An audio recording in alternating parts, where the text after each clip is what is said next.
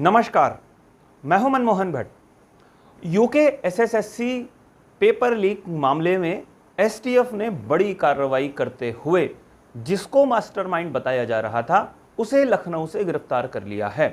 सैयद मूसा और योगेश्वर राव, इन दोनों लोगों को बताया गया कि ये मास्टरमाइंड हैं।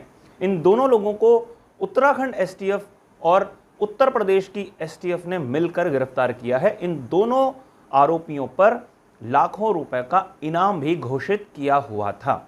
इन दोनों लोगों पर आरोप है कि इन्होंने ही जो पेपर छापने वाली कंपनी है उसके कर्मचारियों अधिकारियों से साठगांठ करके पेपर खरीदा और उसके बाद धामपुर होते हुए हल्द्वानी ये लोग पहुंचे और उसके बाद उत्तरकाशी भी ये लोग पहुंचे थे और पेपर पूरी तरीके से लीक उत्तराखंड के अलग अलग हिस्सों में हो गया था।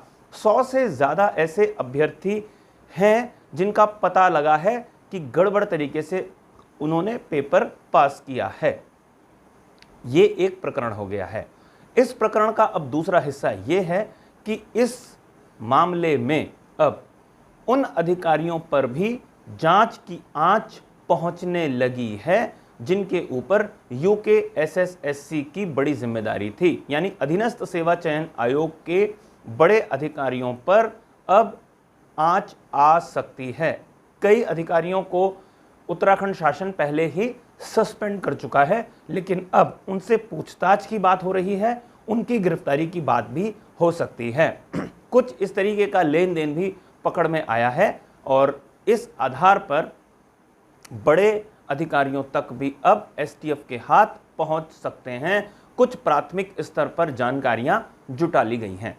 इस बीच यूके एसएसएससी ने दर्जन भर से ज़्यादा जो परीक्षाओं की विज्ञप्ति जारी की थी उन्हें रद्द कर दिया गया है और पब्लिक सर्विस कमीशन, जिसका मुख्यालय हरिद्वार में है, उसने 4 महत्वपूर्ण परीक्षाओं की तारीखें घोषित कर दी हैं जो कि दिसंबर से और फरवरी तक हो सकती हैं। फॉरेस्ट गार्ड उसमें है, पटवारी उसमें है, कांस्टेबल उसमें है और सहायक लेखाकार की परीक्षा आयोजित की जा सकती है दिसंबर से लेकर फरवरी तक और 3500 पदों पर ये भर्तियां होनी है।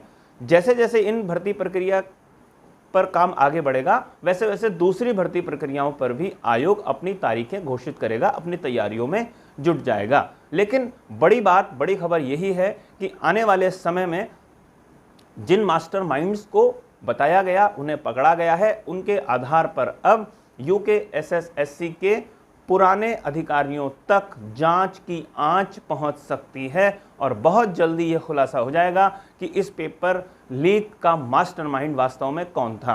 मास्टरमाइंड हो सकता है आयोग के बाहर का व्यक्ति रहा हो, सैयद मूसा और योगेश्वर राव, या कंपनी के संचालक जो पेपर छापने का काम करते थे या परीक्षा से संबंधित काम किया करते थे, लेकिन आयोग के निचले स्तर के कर्मचारियों की नहीं बल्कि बड़े स्तर के कर्मचारियों की भी बहुत महत्वपूर्ण भूमिका थी। अब उनकी समस्याएं बढ़ सकती हैं।